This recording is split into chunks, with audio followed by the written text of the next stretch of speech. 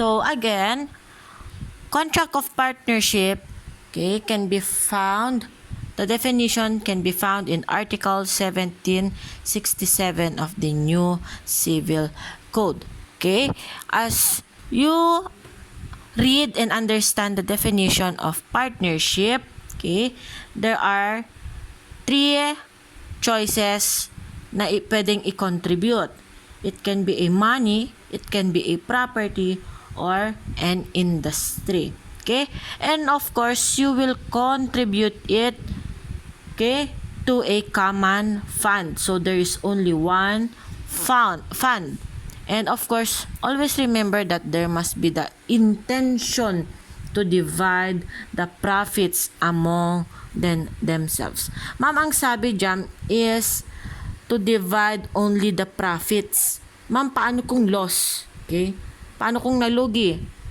That is not the intention. Do you still consider that as a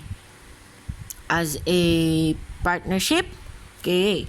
I will give you a case. Okay. I will give you a case. Anna and Ben, okay, are engaged in fishing business. So, taga Peña Blanca sila na gusto nilang bumuo ng fishing business kasi malapit yung bahay nila sa Calao. Okay? So, they started to buy some materials. So, they bought a bangka. Bumili sila ng boat. Okay? Yung bangka worth 300,000 pesos. In order for them to, kaso wala silang pera, so umutang muna sila kay Xavier. Okay? Kay Xavier. Si Xavier mayaman siya. Businessman siya. Nagpapautang si Xavier.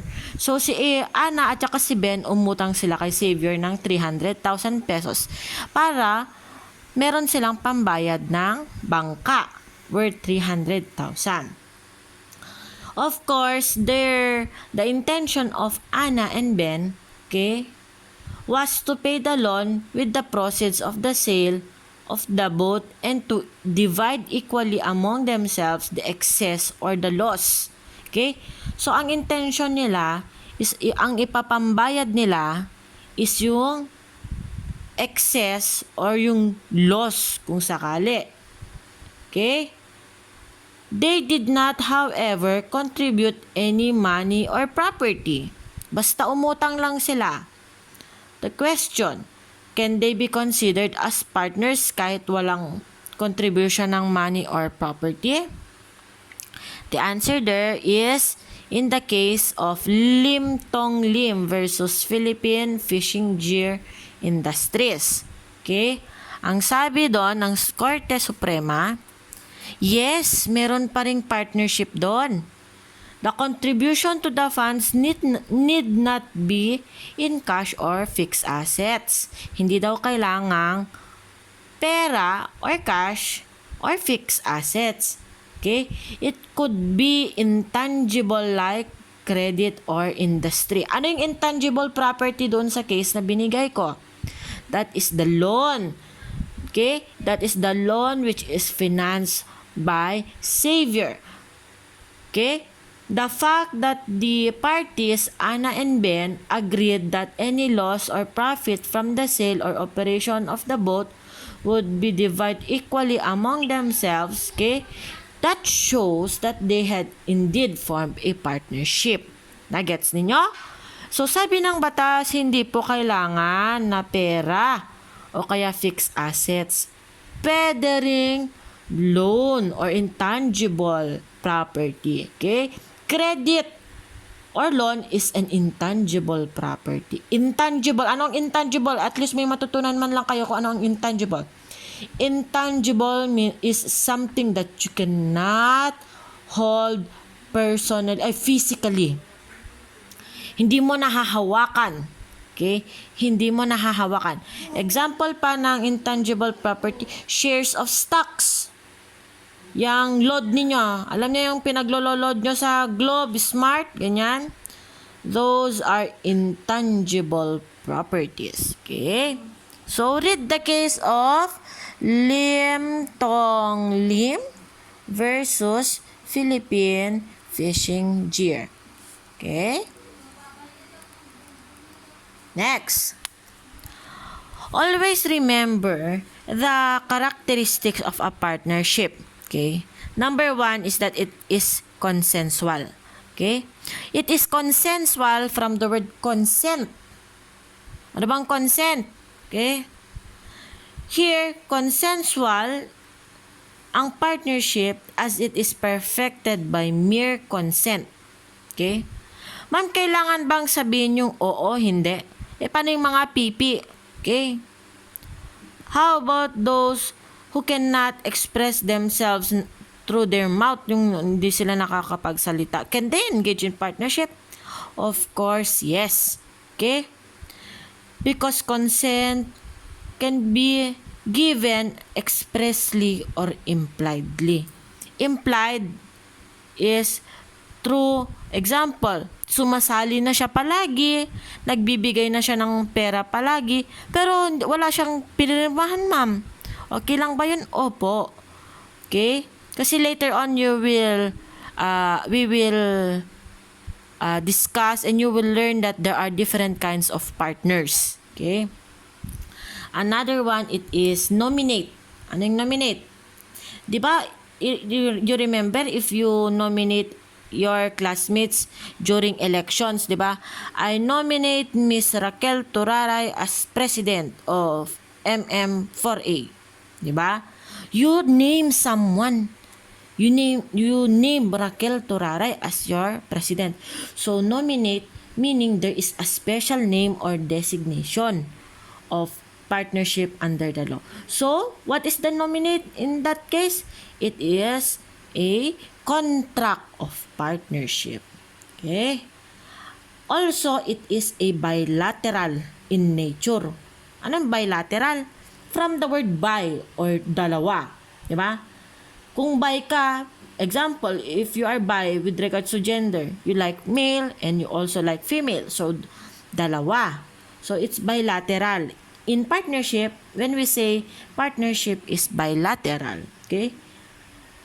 Partnership is bilateral because it is entered by two or more persons. Okay? Two or more persons and the rights and obligations arising themselves are always reciprocal. So, give and take sila. Hindi pwedeng isa lang ang nakikinabang. No. There will always be a reciprocity in partnership. So, it's bilateral. Another one. It's onerous. When we say onerous in a more simplified term, okay, is something that is may paghihirap. Okay? You will do something. It's burdensome. Okay? Onerous. Hindi siya free. So, may charge to. Anong i-charge? Okay? When we say onerous, okay? When we say onerous, each party aspires to procure for himself a benefit through the giving of something. So, you are may burden doon sa part mo na yon, and that is to give something for the partnership. Okay, ano yon? Anong paghirap? Ayun, nagbibigay ka ng pera, pwede ka magbigay ng property, okay? Or pwede kang magtrabaho since it is an industry. I will discuss that later one by one. Another one, it is commutative. Ano yung commutative? Okay? The understanding of each partner is considered equivalent of that of the other. Okay? And lastly, principal and preparatory. When we say principal, it can stand alone, the partnership. So, hindi siya accessory contract. Okay? So, the existence of a partnership is valid by the mere existence of such contract. Hindi siya accessory. Hindi niya kailangan ng isa pa. para mag-exist. Okay? And preparatory meaning as it is entered into as a means to an end. Meaning meron siyang katapusan. Okay? Always remember that these are the characteristics of a partnership. Next one is the essential features of a partnership. Dapat nabasa nyo na yan, okay? That there must be a valid contract, a legal capacity to enter into contract, mutual contribution of money, property, or industry, object must be lawful, and lastly, the purpose of which is to obtain profits and to divide the same among the parties. Okay? I will give another case. Okay? I will give another case. Question. Recitation. May a partnership or a corporation form or enter into another partnership? Okay? Miss Gia Garcia. Gia Garcia? Yes po, ma'am. What is your answer? Can a partnership form or enter into another partnership? Yes po. What is the reason?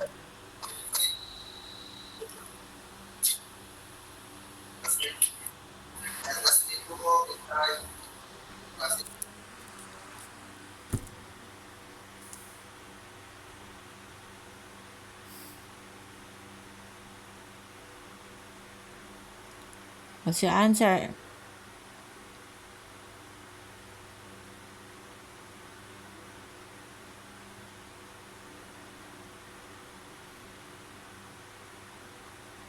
How about Miss Jessa Tabangay?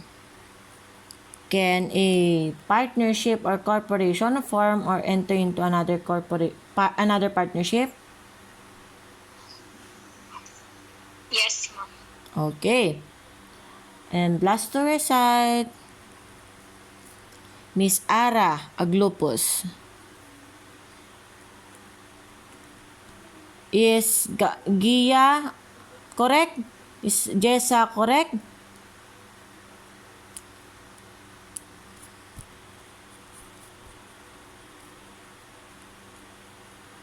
Yes or no?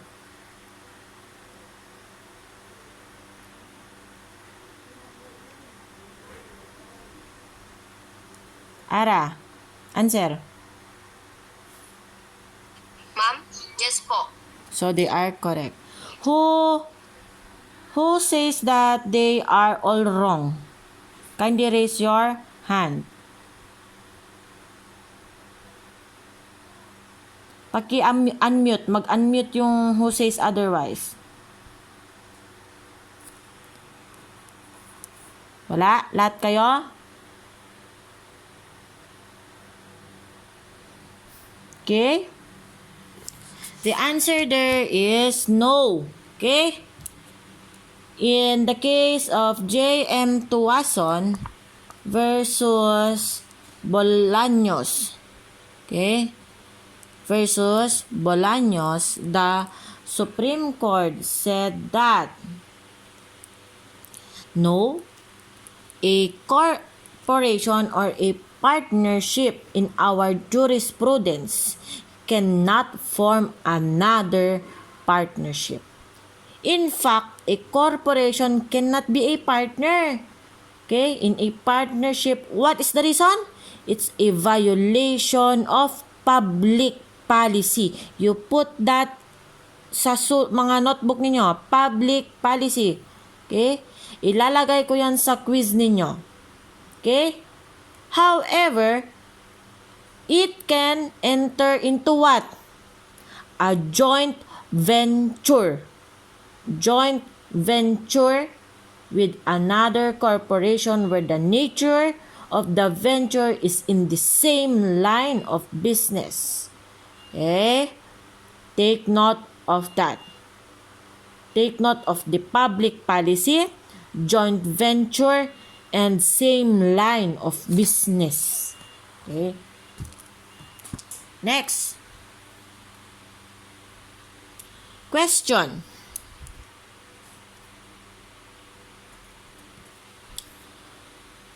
Is registration a requirement in order that a partnership may acquire personality? Gia,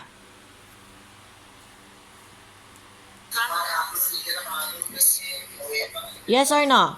Is registration, kailangan bang ma-register ang partnership in order for it to acquire personality? Yes, ma'am. Okay. How about Jess sa Tabangay? Yes po, ma'am. Okay. How about the other one, Miss Ara Aglupos? Yes, also, ma'am. Okay, you are all wrong. Okay? No, in the case of, in many cases decided by the Supreme Court, I will no longer mention. You read your Article 1768 and Article 1772 of the New Civil Code. Okay? Ang sabi ng batas natin, no, the partnership has a juridical personality separate and distinct from that of each other of the partners, even in case of failure to comply with the requirements of registration. Isulat nyo Article 1772. Basahin nyo yan. Lalabas yan sa quiz. Okay? Which states that every contract of partnership having a capital of 3,000 pesos or more in money or property shall appear in a public instrument, okay, which must be recorded in the office of the Securities and Exchange Commission. Always remember, if ever the registration is important, the importance of such is because it is needed for purposes of issuance of license.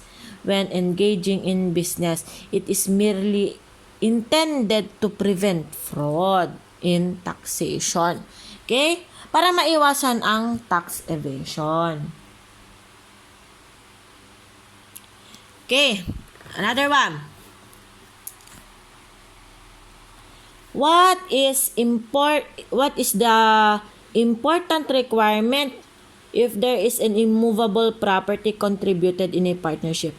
Example, ang business is real estate. Kailangan nating magpatayo ng office. So, an office, yan, nagpatayo sila ng sementadong office. Tapos binigay, ang kinontribute ko yung lupa ko. And now I am one of the partners. So what is that thing that must be attached to the contract? Okay? Miss Gia Garcia.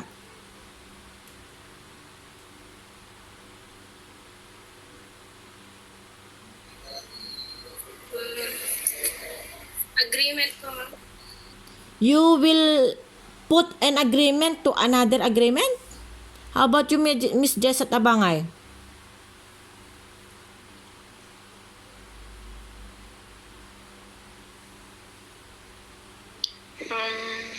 Consent, ma'am.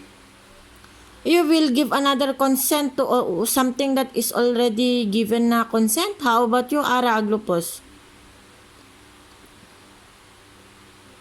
It starts with letter I.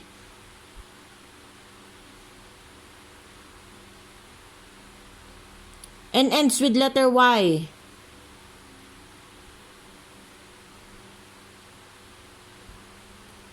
Ara Aglupos. Ma'am, it starts with... Hindi yun, I love you, ah. Ano? Don't know? Who knows? I will exempt him to the... I will exempt to the recitation, perfect 5. Who knows the answer? You unmute yourself. Inventory po. Okay, correct. Who is that? Ubay po. Okay, Miss Obay, you are now You got, okay ka na sa recitation today? So the answer there is inventory. If there is an immovable property contributed in a partnership, an inventory must be attached. You read Article 1773. Okay? Okay? Article 1773 applies as long as real property or real rights are initially brought into the partnership. In short, okay, it is really of no moment which of the partners contributed immovables. So, ang importante dito, as long as may mga immovable, ano ba yung immovable? You read your Article 415 of the New Civil Code. Nakalista lahat doon. What are immovable properties? Okay? If those listed properties are the one contributed in the contract of partnership or in a partnership, then inventory is needed. Okay?